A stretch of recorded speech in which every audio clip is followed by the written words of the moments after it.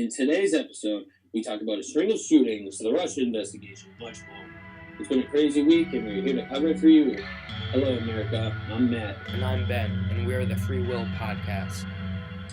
Hello, guys. Welcome to the Free Will Podcast.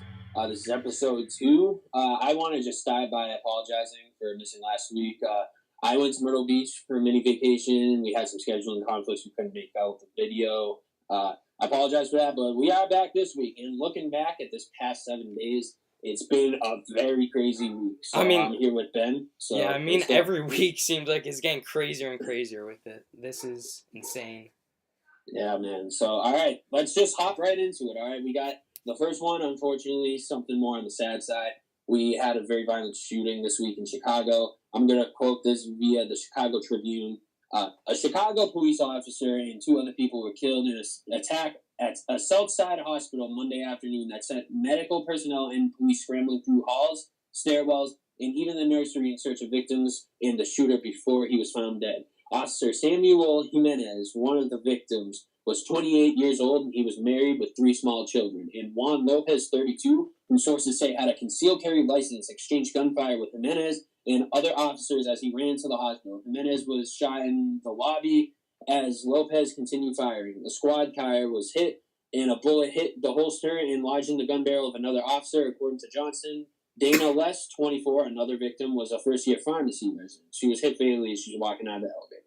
I want to just say, before we start discussing this, my initial comment is this is what happens when only cops and bad guys have guns, because Chicago has some of the most strict gun laws in the country, and making it unbelievably difficult to own a firearm is not helping in situations like this. In the United States with gun homicides, according to the 247 Wall Street, and we have that in particular city is leaning heavily blue as far as their voting demographics go. And they're number 9 in one of the strictest gun laws in the country. I mean, this is definitely a correlation, and we have some other cities for you too. So the number 1 city with the most gun homicides is New Orleans, which votes blue. We have number 2, which is Memphis, Tennessee, which heavily voted blue. We have Birmingham/Hoover, Alabama, which is the only one that voted red out of the other 10 that are the top cities with gun homicides. But we have Baltimore, Maryland, blue. We have Columbia, Maryland, blue. We have St. Louis, Missouri, heavily blue. We have Milwaukee, Wisconsin, heavily blue. We have Detroit, Michigan, obviously, heavily blue. And we have Elgin, Illinois, which is also blue. And I just want to jump in real quick and just talk about the fact that there is obviously a direct correlation between these two, but it's also an ideology problem. The fact that these people, these Democratic legislators, think they can come in and fix gun violence by only giving cops guns. Because at the end of the day, this guy had a concealed carry permit that committed this crime.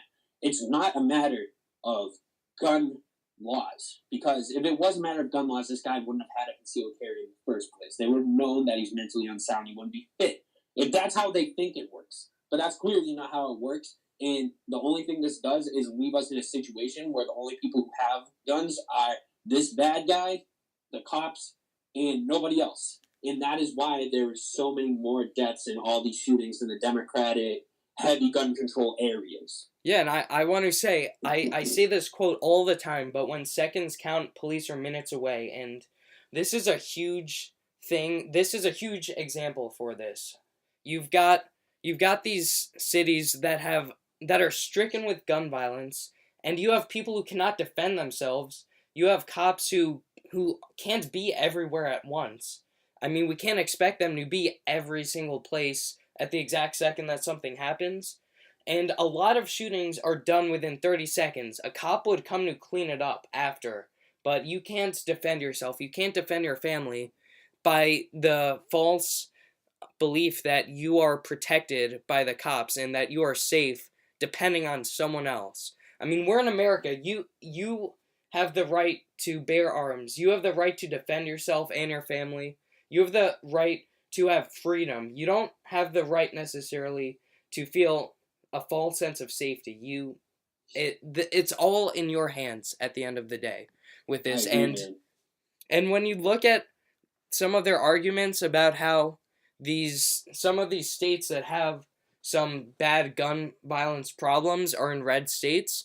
Well, when you look at the actual demographics, the areas that are having these vote heavily blue. And this is not a coincidence. Yeah, man. I mean, and the worst part about it is that they're doing it to themselves. They consistently, years and years on end, vote blue. So it's almost like they don't realize that's the issue. And that is exactly what the problem is. That these Democratic legislators come in and give them this pipe dream that more gun control is going to equal less gun violence. And they just point to the examples of all these mass shootings and say, if you had gun control, this wouldn't happen. And this unfortunately leads them to continue to vote blue, which continues into more gun violence. Yeah, at the end of the day, they're not doing this for the safety of the people. They're not doing this because they believe that law-abiding citizens should be punished. They're doing this because it's easier for the government to remain in power when the citizens are disarmed. And when you look at all of these dictator establishments in these underserved countries, like back in the Soviet Union, when you look at Nazi Germany, when you look at Venezuela or anywhere else, do you see any citizens carrying guns? No, it's always the establishment that has them. Yeah, man. Very good points. So now I want to move on to a particularly interesting topic, one that I know we had a lot to talk about off air, and that is the nuke threats from California congressmen. So I quoted InfoWars here for the title, and then I have all the tweets here with me. So California Democratic Rep. Eric Swalwell made waves on Twitter Friday when he suggested the government who would use nukes on citizens if a civil war ever broke out in America. Swalwell's inflammatory comments about confiscating American firearms if he could spark a very eerie dialogue via Twitter. The tweets went back and forth with John Cardillo, Joe Biggs, as follows. John Cardillo, make no mistake, Democrats want to eradicate the Second Amendment and ban and seize all guns and have all the power rest with the state. Joe Biggs then tweets and says, so basically, Rep. Swalwell wants war because that's what you would get. You're out of your bleeping mind if you think I'll give up my rights and give the government all the power. Congressman Swalwell then tweets back saying, and it would be a short war, my friend. The government has nukes. Too many of them, but they're legit. I'm sure if we talked, we could find common ground to protect our families and communities.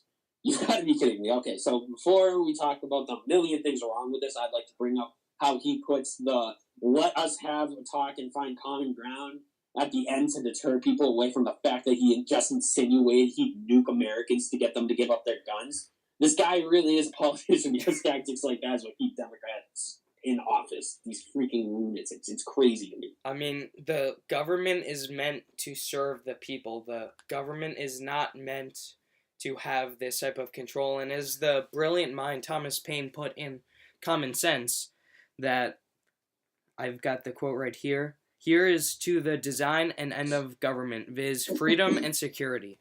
So what they're trying to do is sacrifice your freedom for the government security. This isn't your security when you have an insinuated threat to bomb American cities that choose to keep true to their God-given right in this country.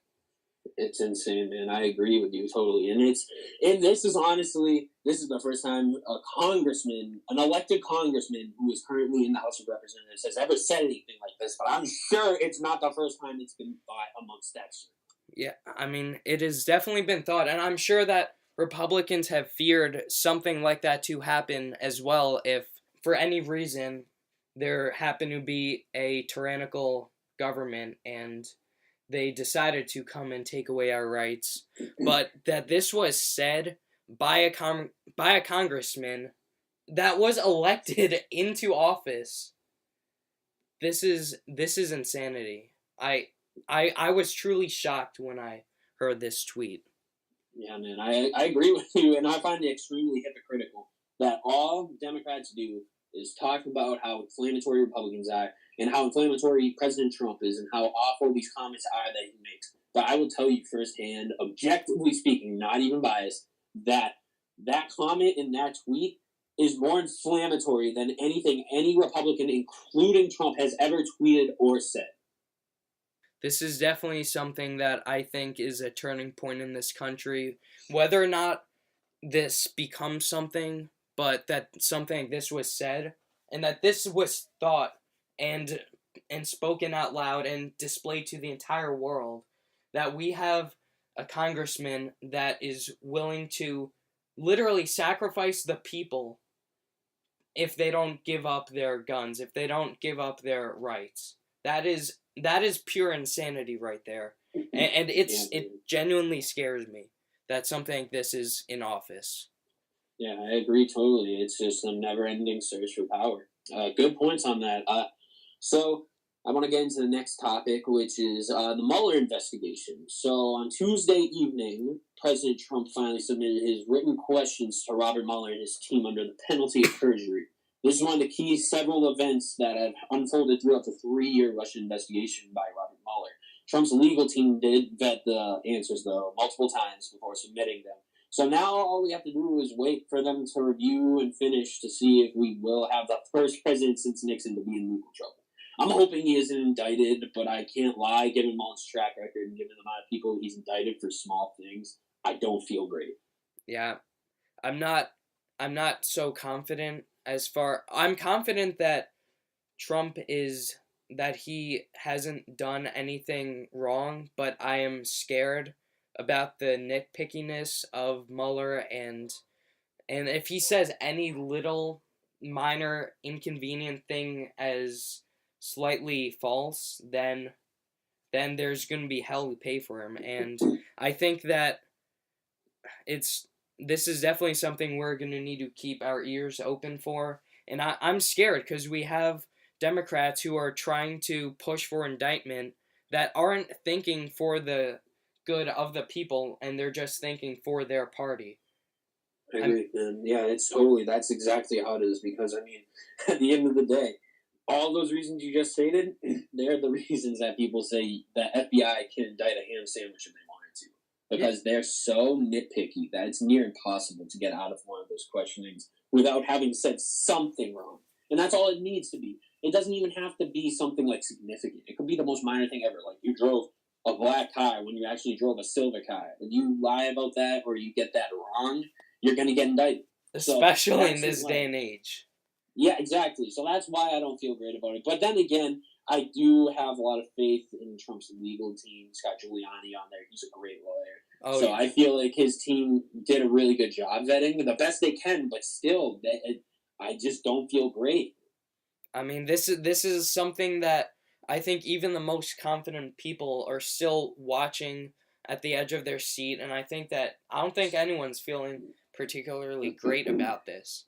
I mean, there is a little bit of relief that he finished the questions, but now we're in a whole nother world of worry with this, and I don't think that these conspiracy scandals are ever going to end. I think that more and more are going to come in. Whether or not some of these scandals come out to be true or not, I don't think that this is going to come out as true, but I don't think that this is going to end considering what's been going on the past few years. Yeah, man. I mean, that's exactly how I feel. You couldn't have said it better. So I want to move on to the next topic. This is an interesting one. Israel and Palestine conflicts. So Israel and Palestine conflicts continue to get increasingly worse as bombings increase and the rhetoric gets even more heated. Earlier this week, Iran made official comments suggesting that it's only right to go to war with Israel and to invade Jerusalem in the name of retaining the Holy Land.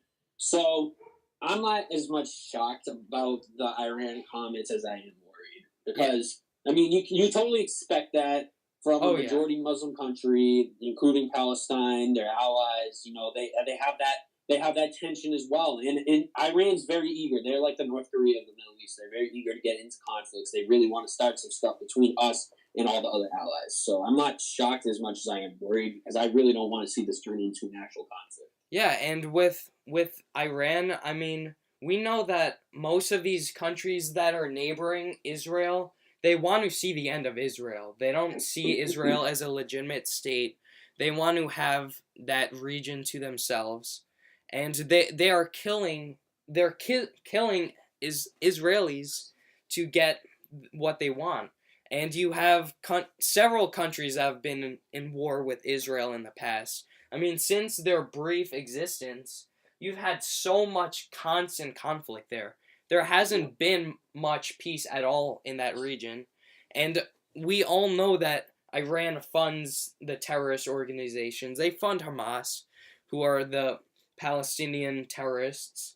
And we have, what really angers me is that we have in our school system, in 7th grade, I was taught that Hamas was a freedom fighting team of Palestinians. I'm not lying. I was taught this in middle school.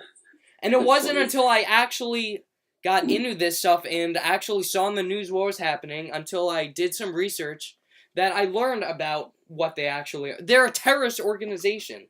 That's exactly what they are. And you have those Iranian sanctions that have been going on that Benjamin Netanyahu says is a historic mistake. And you have Obama, who sent $220 million to Palestinians in his final hours of presidency, almost as a stab in the back to Israel. Yeah, and Israel is, while you're leaving. Yeah, they're fighting for their lives to hold on, and we are their biggest ally, and they are our biggest ally in the Middle East. You cannot deny that. I mean, Saudi Arabia may be good for trade, but they're not our ally. Yeah, Israel is our true ally. I'd honestly even argue that Israel is our most valuable ally in general. We get I would say intelligence from them, and they, for the small-sized country they are, have an overwhelmingly impressive military. Not even just special ops. And technology, too. Overwhelmingly impressive and loyal military. Technology, too. They're incredibly advanced, and we have a lot of technology that originated from Israel. Yeah. I totally agree with you on that. Yeah, so, I mean, that's all we have on that. We'll keep you guys posted as we move through that whole conflict. Hopefully that doesn't turn into anything. But, so the next topic is, this is one that I, okay, let's just get into it. Ivanka Trump email scandal. So Ivanka Trump reportedly broke White House protocol in the first 6 months of the Trump presidency by sending hundreds of emails on a private user account that contained varying amounts of private White House and presidency information. I'm sorry.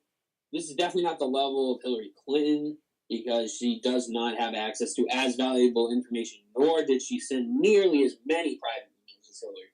But I just can't have sympathy for this. I really can't. You watch your father on the campaign trail with this sole issue being one of his cornerstones. Then you go into his administration and you make that same mistake. I'm sorry. This is just stupid, ignorant, undefendable. Now, I don't think she had any malicious intent, but it's extremely idiotic. That's the only thing you can say about it.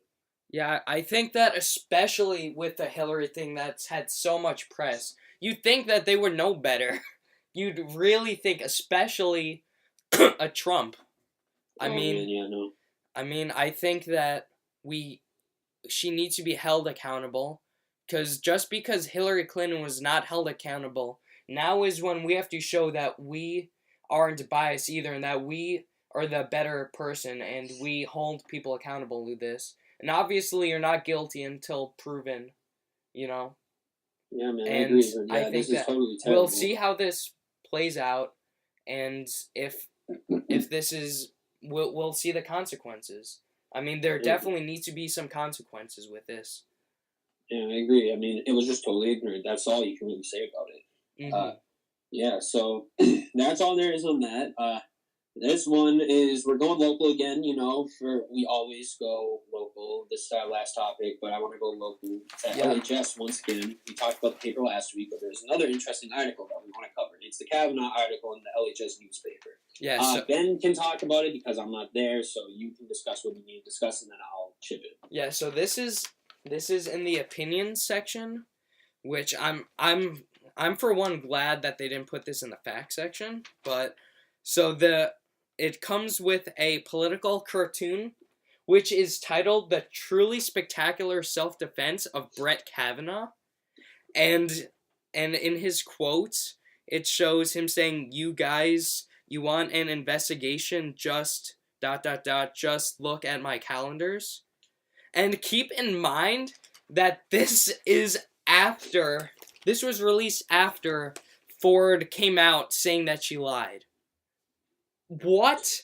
This boggles my mind that something this would come out after something this happened, after they admitted to lying, after they caused such a huge conflict, saying how because Ford was a woman, she should be automatically believed, and that Kavanaugh is guilty until proven innocent, which is not how our country works. And they have the audacity to release this after it backfired on them with her saying that she lied. Yeah, like, man, oh I mean, my. I agree with you, and I just have to say that it boggles my mind that they find it absolutely inconceivable that somebody would possibly defend Kavanaugh with facts and not just blindly believe a woman. That's what this comes down to, because at the end of the day, there is, I mean, I'm not to discredit anybody who's been actually taken advantage of, because I know people who have, and I've heard of stories, and it's awful. But this is not one of those cases. Not only did she come out and say that she lied, but even if this was written before that fact, the fact of the matter is that, number one, he had all these people attesting to him. He was a perfectly clean person. He had no sort of record of anything like this in the past. The story was constantly changing by Ford and other outside factors, constantly changing between how many people took part in it, where it was, who was there, how many people knew about it. All of that was constantly changing. So for her to even blindly believe Ford before she came out and said that she lied would just be insane, because there wasn't a sturdy enough basis of a story for you to even argue it. You have to always believe that people are innocent until proven guilty. And that's one thing that the left has been doing a very poor job at, not even just in the Kavanaugh hearing, but just in the past few years, whether it's Trump, whether it's with other politicians, whether it's with Kavanaugh, the Supreme Court hearings in general. It's just they won't accept the fact that this is how the justice system works. You can't just blindly believe women, and that's why I personally don't like the trend that was going around Twitter, the hashtag believe women, because you shouldn't just believe women because they're women. You should believe people not only based on their character, but based off the facts. Yeah, based on merit too. And what I want to say is that if you are truly a feminist, if you truly believe in gender equality, you should believe in innocence until proven guilty. When you have anyone can accuse anyone of anything. I could accuse you right now of raping me. Does that make it true? No. But does that mean that I should be believed, and that you should be ridiculed, that you should be ashamed in public, that you should be called out upon for something you did not do? It is easy to accuse people, and several men have been accused in the past of rape by women who never raped anybody, and they later have been proven to have not done anything. But that people get away with this, and that they continue to say, yeah, we have to believe whoever accuses you. I mean, you need to look at facts. You need to look at merit. You need to look at history and evidence. That's what's really important. Yeah, it's a shame once again that Meadow, Massachusetts, this school is not only just like, I don't have a problem with, but once again, it's an opinion piece, so you're free to post what you want. And we're not going to say the author's name, because once again, we want to give them that respect of privacy. But the fact of the matter is that they are learning this stuff from somewhere, whether it's their parents or whether it's their teachers that are constantly pushing. I think it's a media.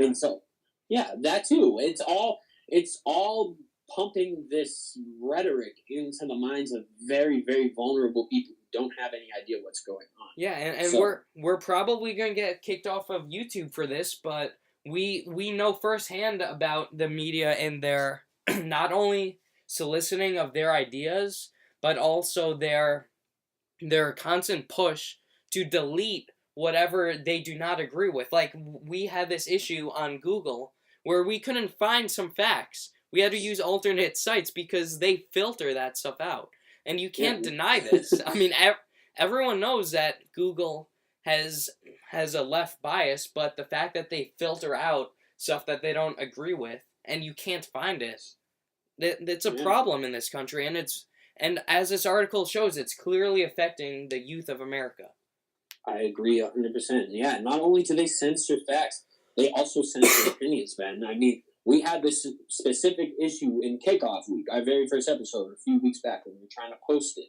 We were constantly getting our Twitter blocked and reported. by running the sources. We had our video up when we originally put up our first episode. They deleted it down, and we had a fight to get it back up. It's been an absolutely insane ride already. They took away. How far this goes. Because we're not that big. I mean, I hope we one day will be that big, but we don't have a massive group of followers yet, and they're still going out of their way to censor our opinions. It's opinions. Yeah, they deleted our channel.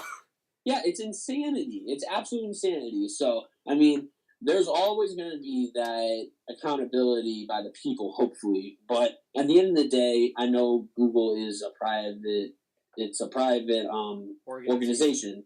And at the end of the day, we can't force them to do what they don't want to do. But we can hold them accountable, and we can make them pay the price by not using their services. I mean, at the end of the day, we have to put this stuff up on YouTube. And we have to put this stuff up on certain sources so we can get it to you, because that's the only source out there right now.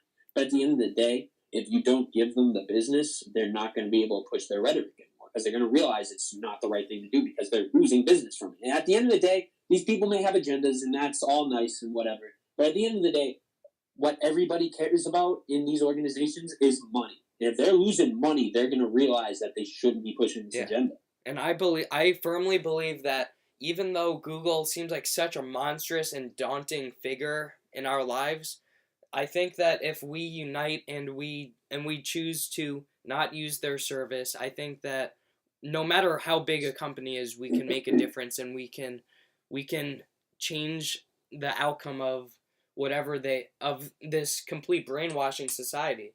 I mean, if we choose not to watch whatever is just blowing up whatever type of propaganda they want, if we choose to not use services that don't let us speak our minds, that don't let other opinions shine out, I think that we can make a difference by just boycotting them. Yeah, man, perfectly said. Okay, so that's going to bring us to the end of our topics, but we do want to start implementing a couple new segments in this podcast, because we want to get you guys involved. We want to get you guys to realize there's more life than politics. We care a lot about politics, and that's why we're pursuing this. But at the end of the day, we do want to always lighten the mood. We always want to have a good atmosphere when we're discussing this stuff. So one of those segments we're going to be bringing in is books we're currently reading. Currently, right now, I've read a couple books. I just want to talk about them a little bit. Maybe we can encourage you guys to read more, learn some more information. Because at the end of the day, as nerdy as it sounds, the learning is cool. And I do enjoy reading, and I enjoy getting these new facts. And it's not all just politics either. So the first one is, I finished Rights of Man a couple weeks ago. That was a great book. Thomas Paine is an amazing Thomas Paine. writer. Yeah, we love Thomas Paine here at the Free Will Podcast. Oh, we're big supporters of him. Yeah, we love Thomas Paine. So the Rights of Man is basically, if I want to give you the cliff notes, is a rebuttal of Thomas Burke's dissatisfaction of the French Revolution. And Paine just incorporates the founding rights of American men to why the French Revolution is just.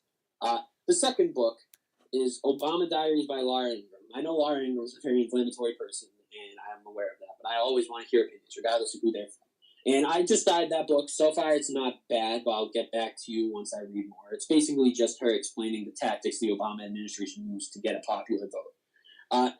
And then the third one is The Phenomenon by Rick Ankiel.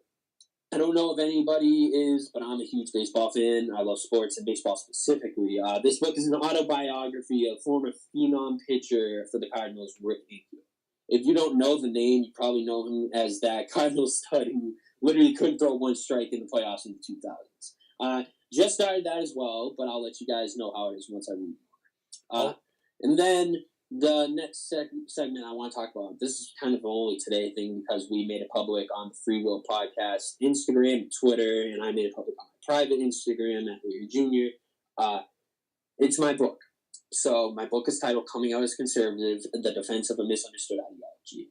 And this is my quite literal coming out as a conservative in ideology and name.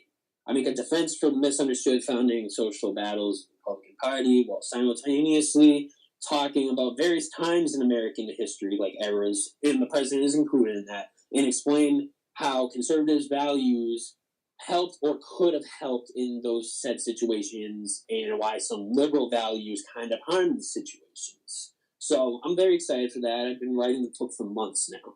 I just finished the first draft. It's not going to be out until the summer of 2019, but I'm very excited and I want to start talking about it, so everybody has that hype building. And finally, we get to our last segment. We want to start employing this too, is weekly shoutouts. So we posted a picture on Instagram and we said if you like it, you get shouted out on the podcast. It's that simple. We're going to post it weekly and you can do that. So this week's shoutouts go to Cameron Perot, Miles Hyatt, Think Mafia, Young Controversy Podcast, Regnery Publishing, Mile High Club Podcast, Let's Debate It, Real American News, This Now Media, I apologize, Bob and Mystery, and Michelle Leary. Hi, Mom. And thank you to these 11 and many other supporters and viewers we have. This podcast wouldn't be a thing without you guys, so we are truly appreciative and humbled by the support because we've been working really hard. And I can speak for myself. I don't know about you, Ben, but I've been very much enjoying this past month or so that we've been working on this podcast. Yeah, I just want to quickly shout out that it feels so good being able to share some of our views that we really don't see so much in the media, that we don't see our peer students in school. You don't see them talking about this stuff. You don't see much interest in our points of view. I mean, everything in the media for the most part is left-leaning, and we see that in schools. And this gives us a great opportunity to be able to share like our points of view and speak up for ourselves. It really feels liberating. Yep, I agree with you, Ben. So that's that segment. If you want a chance to be shouted out, make sure you follow our social media. Keep an eye out for the shout-out posts and many other posts that may contain news or content. So that's going to bring it to a wrap for today. Once again, I'm going to say this every week in hopes that the next week isn't worse. That it's been the craziest week we've seen in a while, Ben, hasn't it? Yeah, and again, every week has been the craziest week. This is definitely a very interesting period in American history. I'll say that. That's for sure. Yep. So that's gonna conclude episode 2 of the Food Roll Podcast, guys. We appreciate you tuning in as always, and we will see you next week. Thank you for listening. Again, I'm Ben. And I'm Matt. And stay safe, America. America.